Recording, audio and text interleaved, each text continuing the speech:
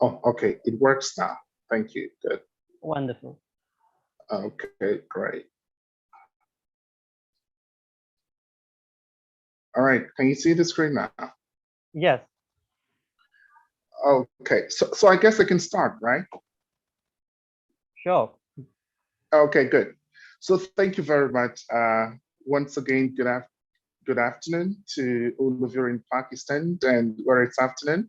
To those of us in Thailand, it's evening already. So good day to all of you, whatever the time is in your respective areas.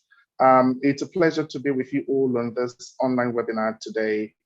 And so I want to especially say a big thank you to Amadullah Sand for the kind invitation to share a few thoughts with us on what a title, English or Englishes, why should EFL teachers care? Actually, the whole notion and discussion of English or Englishes, it's not new. It's been an ongoing discussion in the last decade, and lot of literatures in the field from very prominent scholars on this particular issue. And so pretty much my talk today will be in contribution to ongoing discussion in this light, and particularly to those of us teaching in EFL context and to those of us who are based in context where the policy still restricts us to follow native norms. All right, so I guess that's from where we get the title of the talk today. So I understand it's going to be a 1 hour discussion, so I'll try to stick to time and give us some time to share our thoughts and probably ask questions if we have. Do well to leave your comments in the chat box, please, if you do have questions. We'll try our best to take a few of the questions and probably all of the questions. In case we can't take all of the questions, I think San has a way of getting through answers for questions unanswered during the online webinar. So again, ladies and gentlemen, I'd like to begin my talk this afternoon with, first of all, giving you an outline of what my discussion is going to be. Basically, I'll be leading us into global English schools. All right, I think that's where, like you would guess, the title of my talk today is from, Englishes. All right, where we'll be visiting some pedagogical practices. We'll be able to look at the practicality in terms of what we do, actually what obtains in EFL context. Thereafter, we'll be looking at, because I want to draw our attention to the fact that EFL teachers should care with this changing rules of English. We'll be looking at that with regards to teacher awareness. And also we'll be looking at classroom practices in terms of teaching methodologies, all right? And lastly, I'll be talking about just some way forward. That is to say, what should we now do as teachers in EFL context faced with this very burning and realistic issues of how English is today being used in different contexts around the world, especially in EFL context where English, in some countries, it's used as a privilege foreign language, or in other contexts, just as an additional language for teaching. So the question I want to begin asking is, why Englishes? All right, why Englishes? Why not English? And I'm sure that you're all familiar with ongoing discussions again in this light, where we're no longer talking about English, but Englishes. And the reason it's simple, because English today has spread globally, and it's now being used as a global lingua franca. All right, it's used differently by speakers across different linguistic borders and across different cultures. So they have appropriated the language, and now they're using the language, adopted the language to use it in a way that suits their own local context. So English generally, it's used either as a native language, we're thinking about native English speaking context, or it's used as a second language, we're thinking about post-colonial nations as well, where it's used as an official language. And it's also used as a foreign language where we're thinking about, countries that were never colonized, so to say, or countries that have adopted English as a foreign language or an additional privileged language for certain purposes, simply because English today has globally spread and it's used in all and it's being used in every continent all around the world. All right. And so this therefore creates a certain understanding of the fact that we now have what we call different varieties of English, or what we call different Englishes. Because when the language, or when the English language gets to a particular context or get to a particular country, the people of the particular context takes the language and adopts the language, so to speak, and in a matter of time adapts the language to suit their own sociolinguistic realities. And so they use the language now in terms of vocabulary, in terms of grammar and pronunciation in distinctive ways from the standard variety. And that particular variation in itself, it's what we refer to as the English of that particular nation. So we'll have something like, for example, in Thailand, we'll have things like Thai English, Chinese English, Pakistani English. You would have things like Singaporean English, and so on and so forth. This is all because of the global spread of English and its global use and uses as a lingua franca. And also because when we look around the globe, thinking about the number of people that use English as a medium of communication, you would realize that a lot of the so-called speakers of English are non-native speakers, all right? So because of this outnumbering of non-native speakers over native speakers, again, the language, it's gaining its own unique ownership, call it a local ownership within the context that it's being used. And so as a result, what happens is, because of this global role, all right, there is what we call a pedagogic shift that takes place, and this is quite glaring in ELT. I'm sure if we've been keen on following previous discussions on this particular teacher development webinars, you realize that a lot of discussions have been going on in this light as well. So this pedagogic shift actually advocates for a change from the monolingual paradigm to a more multilingual or multicultural framework or pedagogies. That is to say that gone are those days where the advocacy used to be for standards only, where we would teach our learners to learn how to use or to speak English like native speakers. So we would advance for native speaker imitation, but again, because of this global role of English, and because, people are using it in varied ways, and because of this increase in the numbers of non-native speakers with different languages who only use English as a lingua franca for intercultural communication, again, there is a need for us to have a rethink or to revisit the way we teach, or the way we, the kind of pedagogy or norms that we promote in our classroom, all right? So this is basically the kind of shift that's going on in ELT at the moment. Again, like I said, the discussion, it's not new, but, advances in different contexts, and also the propagation of the whole notion, it's still something that's still needful. And so because of that, we realize that people tend to use English in ways that reflects their own local identity. All right, they just want to use English in a way that they can be able to talk about their own realities, use their own kind of vocabulary that signifies or indicates their own local realities. And this brings about variation, and it is this variation, again, that we're talking about Englishes. And so MacArthur puts it even nicely. He says, as a result of this, it is now possible to be multilingual in the English language of the world. So even because when we think about multilingualism, we're thinking about different languages, but the argument again now is you can also be multilingual in English. So to say, you could be able to speak Chinese English, or Pakistan English, or Thai English, or South African English, and so on and so forth. And this has been a very interesting direction for argument in the area of global Englishes as well. So Englishes, or what we call global Englishes, like Galloway and Rose will put it, it's an inclusive term that actually incorporates issues of word Englishes. Word Englishes simply deals with different varieties of English. Remember, I talked about the fact that when English spreads into different continents, into different contexts, it's been adopted and later on adapted, all right, to be used in different ways to reflect local realities.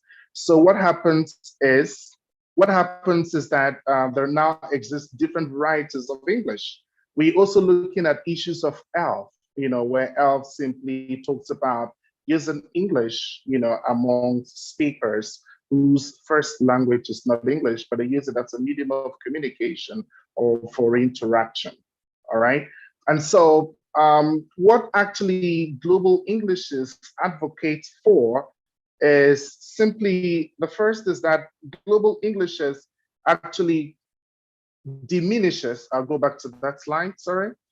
Global Englishes actually diminishes geographic and linguistic boundaries, all right? So all of those kinds of boundaries that exist as a result of, being native and being non-native, Global English seems to incorporate, all users of English. That we use English differently doesn't dismiss the fact that we all users of English. So it advocates, or it cherishes diversity, as the new norms with the manner in which English is being used today.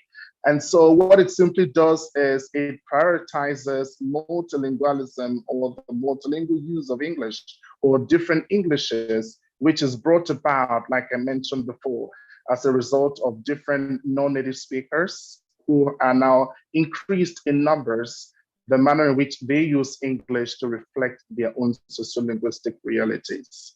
Okay, so the reason why we advocating for EFL teachers to kind of pay attention to this issue, it's because there are certain contexts, if we take the case of Thailand, for example, where the policy is still strictly that of native speaker norms, where the whole idea is monolingualism, the whole idea is English only, the whole idea is it has to be standard native English, all right? And it doesn't allow for variation or for different varieties of Englishes to be included within the classroom context. And so there is still a very heavy reliance on EFL-oriented pedagogy in many expanding circle contexts, all right, where the policy is still strictly that of it has to be English only, and it has to be standard English, of course.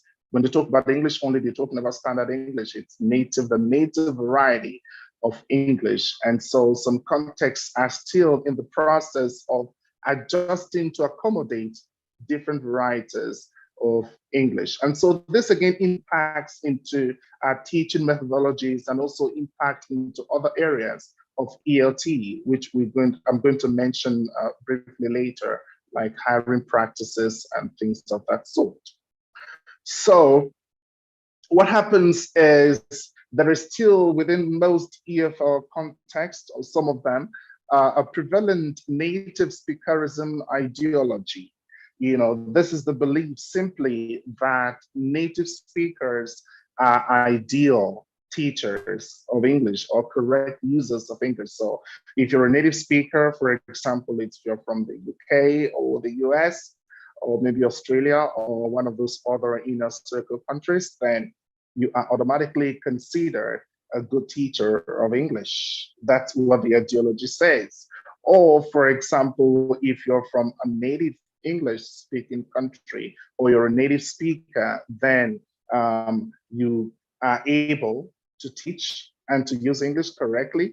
And by default, that makes your variety, or the standard English variety, the norm in EFL context. But interestingly enough, I was listening to an interview conducted recently by David Crystal, where he says if he had the option to choose between a native speaker who's born in one of the inner circle countries and teaches English, probably not as effectively as a non-native English speaker teaching the same English, but who has a mastery of the English language than the native speaker, he would prefer to study with the non-native speaker. I think the whole idea here is that simply because you're from an inner circle country doesn't necessarily make you an effective English language teacher. And there's a huge literature out there that show us that there are other factors that should be considered in determining whether a teacher is effective in teaching English or qualified to teach English or not, besides linguistic factors like where you're from, or biological factors like your native origin and things of that sort, or speaking English for linguistic factors, so to say. So this kind of ideology still exists in most EFL contexts. And so this now makes the whole awareness drive of global Englishes a little bit challenging within most EFL contexts, because even though the practice thereof seem to suggest actually that there is variation in how speakers within such EFL contexts use English. You could tell when you listen to students within EFL contexts use English. You could pick out variation in their vocabulary. You could pick out variation in their pronunciation, in grammar, and other aspects of language. All right. But again, we are still compelled as teachers, because of policy, because of the administrative setup, to follow native speaker norms. And I think that's the more reason why we're trying to promote this whole idea of global Englishes as a way to let EFL teachers, the teachers, first of all, to understand and also be kind of observant with some of the linguistic practices that goes on in the classroom. And as a result, that might in turn influence policy as well. All right. So another thing, again, which I said it's in relation to what I just mentioned, the heavy reliance on EFL-oriented pedagogy, is that it impacts even on certain issues about hiring practices. Okay, where a lot of discussion in ELT so far, where you would hear advertisers or companies or schools say things like, if you're not a native speaker or you're not from an English-speaking country, you would not be granted employment or you would not be offered a job, regardless of your academic qualification, regardless of your competence or your knowledge, of the English language, and even your teaching skills and abilities.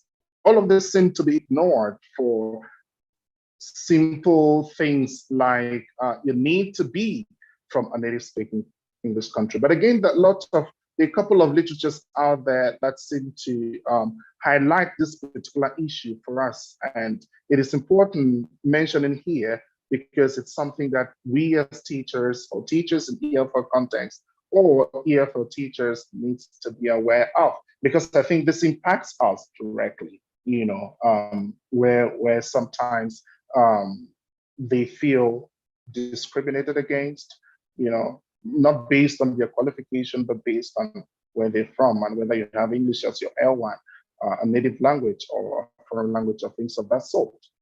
And also, another reason why this is quite relevant and important for us within EFL context, again, it's because of the mismatch between policy and classroom practice. Again, I indicated that if you're very observant as a teacher within EFL context, and this again ties with what MacArthur, Crystal, Galloway, and Heath Rose all argued, that there is a prevalent variation in the manner in which English is being used. And this has led to different varieties of Englishes. And again, because of how when you look at students, and I think there are a couple of studies that actually show us within EFL context how students tend to show a very positive attitude when they've been exposed to different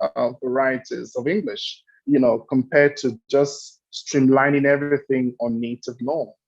I think the students themselves want this kind of exposure, basically because they're looking at their needs, for example, after graduation, and even most of their interlocutors outside the classrooms are not native speakers. So the tendency would be for them to use English with other non-native speakers within their context. And they would rarely have a chance to use English with a native speaker. So the question is, what's the point stressing on native norms when the students might never even have a chance in their lifetime, in some cases, to use standard English?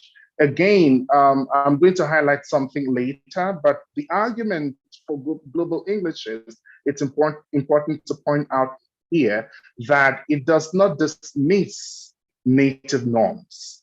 All right, it's not trying to say that we should eradicate standard norms or native norms, from our curricula. No, that's not the argument, but it's simply showing us alternative ways of looking at our learners, looking at our context, and revisiting our teaching practices and pedagogies. But again, the issue here is that with some EFL context, the policy is still very strict on native norms, all right? And from the curricula to the textbook design to the testing and everything is still native oriented. And this is a big issue because even when we teach students things like speaking and listening, and we focus on native norms, the tendency is when they get out there meeting other non-native speakers, they don't get these things we teach them in class. And so it's a kind of a mismatch, and that kind of defeats the purpose of learning English, because then they can't really use it within that particular kind of context. But again, if we expose them to other varieties of English, especially those within the context wherein they would easily interact, that will help their interaction and communication within that particular context. So, as a way forward to this problem, again, I am not in this talk today saying it's a new problem. Again, there are a couple of studies that have shown us that this is something that we need to look at.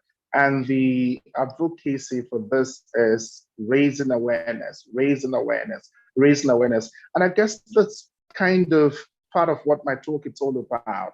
Just re-echoing the same thing that you've seen in published articles, that you've seen in books, that as EFL teachers or teachers that are teaching in EFL context, we need to be more open-minded, and we need to be more observant to some of the linguistic practices that goes on within our context and within our classroom. And by that, see how we can change our teaching practices to better help our learners, prepare them, so to speak, for the future. All right, because I think that's what we want to achieve. We want to prepare them to be able to have effective communication with whosoever in the future. So an inclusive curricula that takes into consideration both native and non-native English varieties, I think will be a good place to start in helping our learners prepare them for the future. So again, the cry, I think it's that as EFL teachers, again, or teachers in EFL context, we need more exposures. I don't know about other contexts, but in the context where I work, you still have this, we call them traditionalists because they still think, regardless of all the argument put forth by global English scholars, they still think that it should be only standard, norm that should prevail in the classroom. And again, there are strong reasons for this. And One of them I could think of, it's for intelligibility within the local and the global context. So probably the argument is that we need a standard variety, or we need to use a single standard variety so we can sound intelligible to other people within our local context and across context as well. Because the thing with different Englishes is that you would sound more or less intelligible to people within your context, but a little bit difficult, so to say, to some persons foreign to your context who are not familiar with the socio-political milieu in which you live. All right, but it takes just a couple of interactions for everything to get balanced. So again, we need this kind of exposure. If we need to change mindset, not really change mindset, but if we need to put forward this message of global Englishes, that the role of English has changed, that people use English differently, that as students, when they come to our English classroom, they come, most of them, as multilinguals. They come with different languages and they come with variational patterns in how we use or how they use English. We need to use this, enhance this to better prepare them for the future. Then we can start effecting some classroom changes as teachers. And again, if we can also have more engagement with different non-native speakers, it will help us better appreciate. I remember in a recent interview that Galloway did, she was asked a question about how she started off with this whole notion of global Englishes. And she says it came from an experience she had in Japan, where she was in a community and there were different speakers there and they were all using English, but they were doing so differently. All right, they were all doing so differently, and that kind of sparked something within her, to start looking at issues about different Englishes, how English can be adopted and adapted to, to reflect people's local, identity, and yet it's still intelligible within that particular local context. So if we have more engagement as teachers, with speakers or with different varieties of English, then it kind of helps us to appreciate diversity, which is, the hallmark of global Englishes, okay? So what happens is that once we're aware of this, once we get this kind of exposure and we have this kind of engagement, then as teachers, we can better cope with learners' multilingualism. Again, think about the whole idea of us being, of it being possible to be multilingual in the English language. All right, so we can better cope with multilingualism, and this can again help us to orient, ourselves, our learners who would be future teachers, towards English as a global lingua franca. So we can raise their awareness to issues like this, and that begins with us as teachers, all right? So the change begins with us somehow. And of course, policy and other aspects of the change comes into play.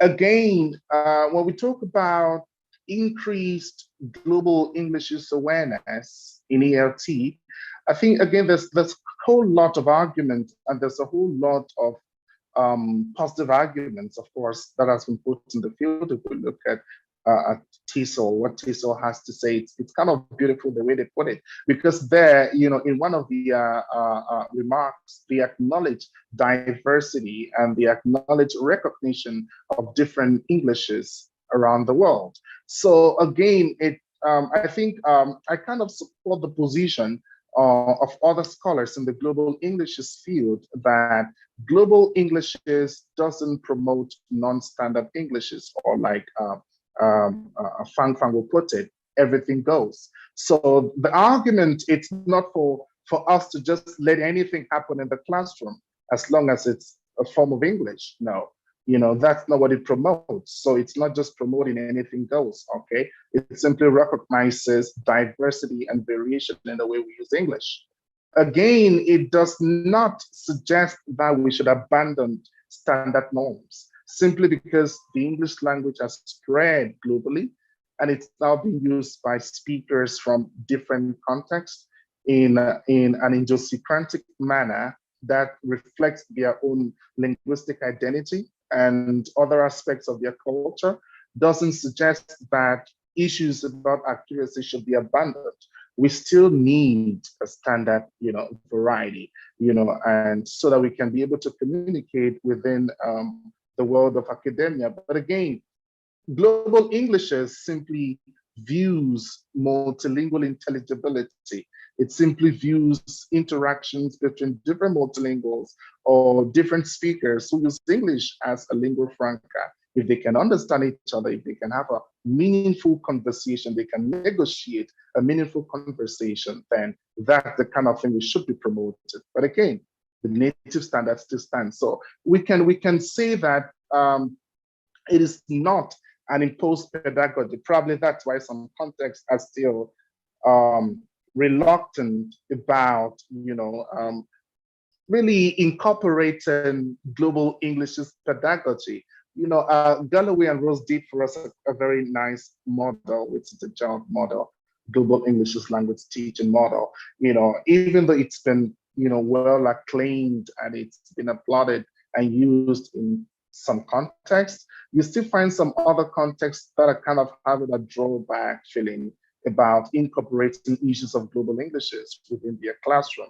So what we can all do is just to keep, raising awareness of some of this, global realities of how English is being used and the reason why we need to shift or to change paradigm, or better still, incorporate other paradigms that will better prepare our learners for the future. So it's really not an imposed pedagogy. And again, it doesn't suggest for an abandonment of native speaker norms. It simply complements traditional ELT pedagogy as an alternative. It's simply an alternative pedagogy or method of teaching English, okay, that prepares realistically and in a practical manner, prepare our learners for the world outside the classroom. So that's the discussion, because there's been a huge debate about what global Englishes really advocates for. And different scholars argue on this differently. But I think some people misunderstand the concept because they think that global Englishes pedagogy or the gel pedagogy suggests for us to abandon native norms and just let whatever variety is prevalent in that context to be used in the classroom. No, that's not the idea. The idea is, because language is for communication, it is a good idea to expose, all right? So the whole idea there is exposing our learners to different varieties of English, especially those within their local context, so that they can be able to have a meaningful interaction in English when they step out of the classroom. And that exposure includes both local variety, or the local variety, or the local English, and also standard English. That will help for meaningful interaction.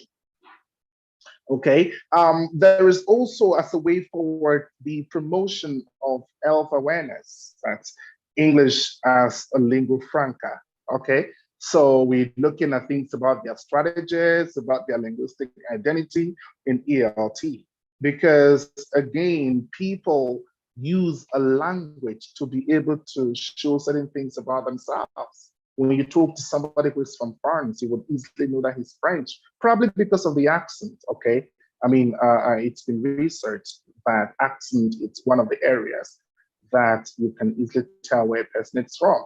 And so people just want to, be able to communicate, by speech, certain aspects about their identity. And this you can tell, when they engage in communication or in speaking. And so there's a need for us to promote health awareness. English is now a global lingua franca, okay? And that's very important as well. There are also lots of discussions again now, especially within the classroom, about translingual practices or translanguaging practices, where the whole argument, again, it's because of this super diversity and the complexity that exists in our classrooms where learners come to learn English with competency and fluency in different languages, okay? In different languages, and the whole idea is for us to be able to show some tolerance, to the different languages that learners bring into their classroom, because it's now been seen in recent studies that it actually helps them in language learning, especially in EMI context and so on and so forth. Yeah. And again, global Englishes, like I mentioned earlier, advocate for respect for linguocultural diversity, because again, people use the language or they use English to reflect certain aspects of their culture. Okay, and so when you listen to the variety of English, for example, in Thailand, you would realize that there are certain aspects of it that indicate or that showcases, the Thai culture. And so global Englishes simply shows an awareness of this kind of inherent diversity that exists even in the manner in which we use English, and also, shows some respect for that as well. Okay. And again, this can impact on how we talk about issues of who is an effective English language teacher or who teaches English best. Okay, this would cause us to revisit and to rethink issues about what makes a teacher a good teacher, or who is really a good teacher. Is it about being native, or it's about other aspects? Is it about whether you speak English as your first language, or you speak English as a foreign or a second language? So there are lots of things that now needs to be considered in our hiring practices and in selecting good teachers for our classroom. And Patrick's and lots of other scholars focusing on health within Asia and other parts of the Middle East as well. I think they mentioning really, really relevant stuffs about this. And I think, again, TESOL said something in this regard, that there is a need for every ELT institution to show respect for diversity by bringing in a wealth of speakers, regardless of their linguistic backgrounds, to help prepare our learners for the diversity that is out there, because it's a multilingual world, it's a super diverse world in which we are today. And we need this kind of diversity, even in our teaching, even in the manner in which we teach English, and the kind of English variety that we teach in the classroom, to better prepare our learners for the changing world. All right. So again, this is basically it about my talk today. Again, I'm really not introducing anything new, all right? I'm just highlighting on existing discussion that's going on in ELT about the need for us to show an awareness of and recognition of some of these burning issues that affects, our context, especially within EFL context where English is used as a foreign language or a privileged language, and sometimes the contrast that exists between what the policy says and the actual practice that we face in the classroom, and that there is a need for us as EFL teachers or those working in EFL context to be more flexible, revisiting or reconceptualizing our own teaching methodology, and to understand, the needs of the learners as well, so we can better prepare them for the global lingua franca world that we are today. So I'm going to pause here to take questions, and I also welcome discussions as well. I understand that in the audience we have other scholars in this field. It would be nice to hear your contributions, to also hear what you have to share about this topic. And so I'm not sure, moderator, how it's been done, but if anybody has something to share, I think I'd love to listen to, so we all can learn from each other. Maybe something context specific, maybe something which a comment you want to throw, just to help us and to help our audience. I think that would be lovely. All right, so thank you very much for listening. Thank you so very much, Dr. Eric. It was wonderful to listen to your talk and this debate of English, our English is Now the floor is open for questions and answers and discussion. So if you have anything, you can use chat box. You can also, if you want to talk, you can also raise hand and I'll unmute you so you can contribute to the discussion, like Dr. Eric said. So I'm seeing the chat box. A few of the comments, Kuratulan said, I think different dialects are more concerned with listening skill than speaking. So as an EFL teacher, an EFL teacher must have to listen different Englishes to teach English from different language students. What's your take on it? Let me go to the chat box and see. Sure. Which one were you reading, please? I can see different comments here. I think different dialects are more. Okay.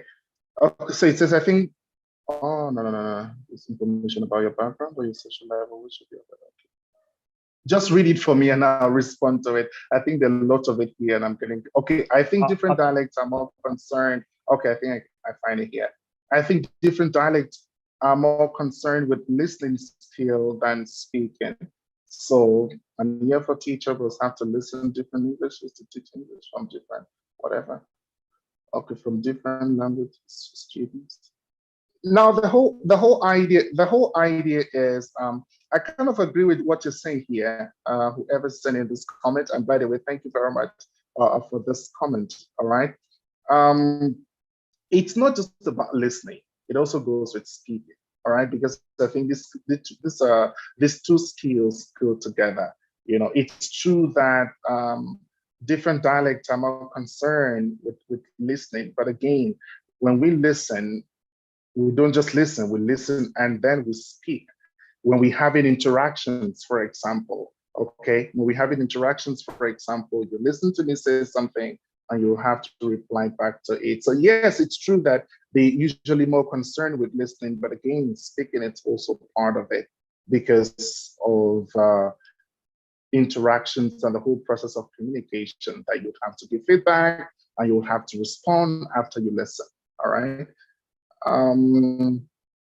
Another one says, do we think we have to learn casual English to improve our fluency as non-native teachers of English? Okay, do we think we have to learn casual English? I'm not sure exactly what you mean by casual English, but whatever helps you to learn the language, I think works. That would be my response to the question. You know, whatever casual English is, I'm not sure about that. But if that helps you, if that improves on your fluency, on your English fluency, then that's good. You know, because that's what the whole notion is about, that you can be able to use the language to communicate in a manner that it can be intelligible to your interlocutors. So whatever helps you to achieve that, then works for you. We as teachers have a great impact on our students speaking language, so we need tips to be good role models for students.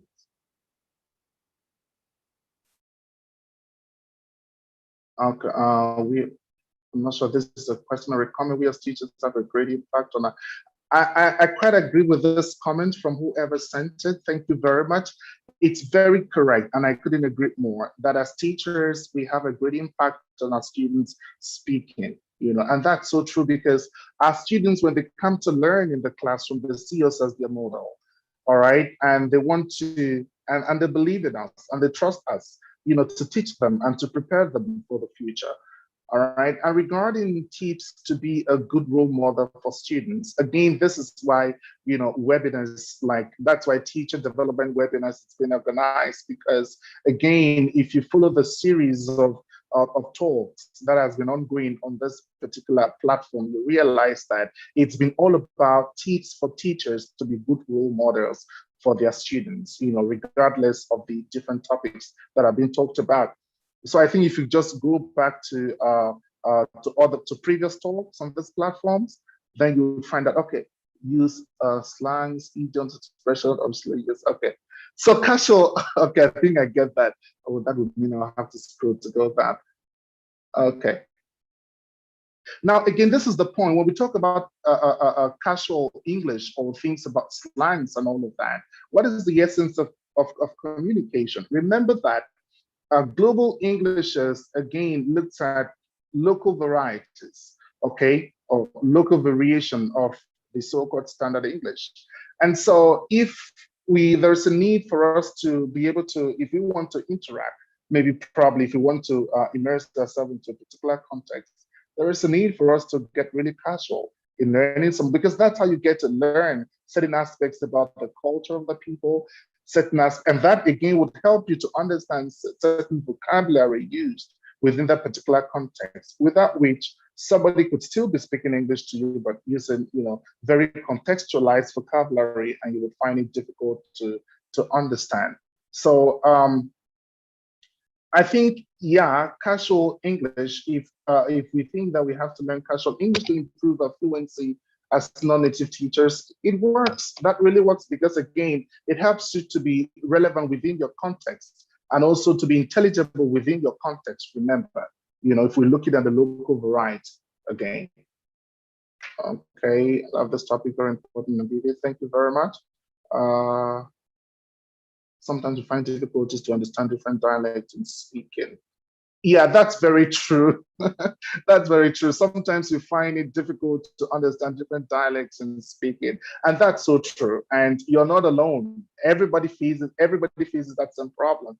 I mean, you just need to take a few steps away from your block and have a conversation with someone in English, and you would also you would realize that, oh, what is he talking about? Yes, it's English, but it just doesn't sound like something I understand. And that's what we're talking about, exposure. All right, that's what we're talking about, exposure.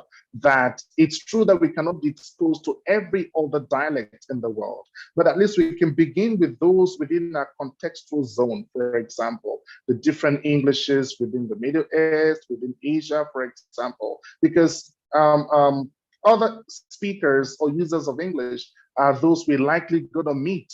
All right, so if we can begin from there, then it can really help us to be intelligible, at least within this context as we progress into other contexts. All right. Mm-hmm. On YouTube, there's a question from Ahmed Hamouda, and I think he asked this question. He says that, to what extent is global English is incorporated in nowadays in course books? Could you ask the question again? Yeah, so he asked that to what extent global Englishes are incorporated in textbooks or course books nowadays. Incorporated in what? In textbooks or course books. Textbooks, okay, course books, okay. Yeah. Wow, that's a very interesting question. Again, this takes us back to policy, okay? Because remember that, especially, I'm not sure about other contexts, but in the context where I am, usually you would have textbooks. Our textbooks, I would have to tell you, are still heavily EFL oriented, native speaker oriented. And again, this is because of the policy. All right, so you would find a mismatch between what the textbooks actually teaches us or wants us to learn from what we should actually be learning. So we would spend our times learning things about, for example, we hear, and we spend our time learning things about snowman, learning things about all of this, hamburger things and all of that, and we never even get to use them within our own local context, or we probably may not even get to use them if we have to put in COVID, in the equation. So the thing is that there's this is a very big issue within global Englishes, and that's why the call, global Englishes today, scholars are calling for more research to be done, more studies to be conducted within textbooks analysis. And I think the framework, the GELD framework provided by Galloway and Rose, it's a good one you can use to do this kind of study. There you'll be able to have interesting patterns. You would see the mismatch between textbooks and global English's concept. And I'll tell you from what I know so far that there is still very little correlation between how our textbooks reflect global English's concept. Again, it goes back to policy, it goes back to administration and things like that. And that's why we still have to keep talking about the raising awareness on issues like this. Probably gets to policy and also influence the kind of textbooks that we recommend for schools as, school administrators. It's a purpose dilemma would be how to unify the rating features that are students lacking to complete. I'm trying to look at the chat now.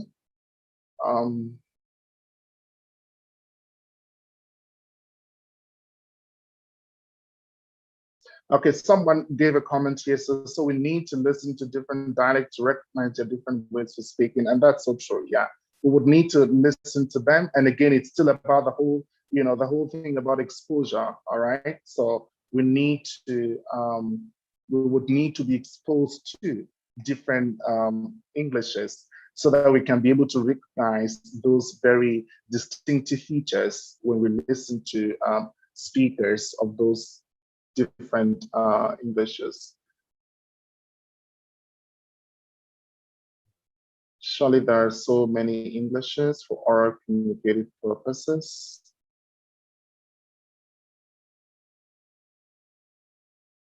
Okay, I think I've been able to take the questions. I'm not sure if we still have time for more questions.